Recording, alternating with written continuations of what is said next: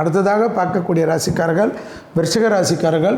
யோக பலத்தை அதிகமாக பெறக்கூடிய ராசிக்காரர்கள் விருச்சிக ராசிக்காரர்கள். வெள்ளிக்கிழமையில் பக்கத்தில் இருக்கக்கூடிய பார்வதி தேவிக்கு, அதாவது சிவன் பக்கத்தில் இருக்கக்கூடிய பார்வதிக்கு ஒரு விளக்கேற்றுவது பெரிய விசேஷத்தை ஏற்படுத்தி கொடுக்கும்.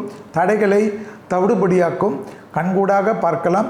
குடும்பத்தில் ஏற்பட்ட கோளாறுகளை நிவர்த்தி ஏற்படுத்தி தரும். குடும்பத்தில் கணவனாக இருந்தால் மனைவியின் உடல்நிலை, மனைவியாக இருந்தால் கணவனின் உடல்நிலை அதிக அக்கறையுடன் பார்த்து கொள்ள வேண்டும்.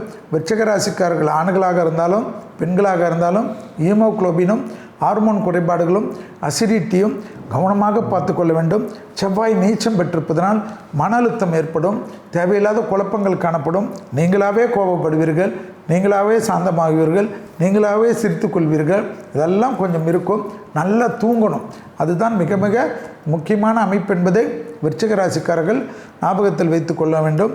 தொழில் ரீதியாக, உத்தியோகம் ரீதியாக, வியாபார ரீதியாக, படிப்பு ரீதியாக சிறு சிறு தடைகள் இருந்தாலும் அந்த தடைகள் எல்லாம் ஆதித்ய ஹிருதயமும் அனுமன் சாலிசாவும் கேட்க கேட்க எல்லாமே அனுகூலத்தை தரும். கண்டிப்பாக ஜூலை மாதம் 17ஆம் தேதி வரைக்கும் பொறுமையாக இருங்கள். சட்டத்துக்கு உட்பட்டு இருங்கள்.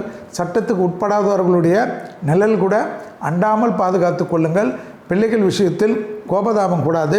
5இல் உள்ள சனி போட்டு செய்துவிடும்.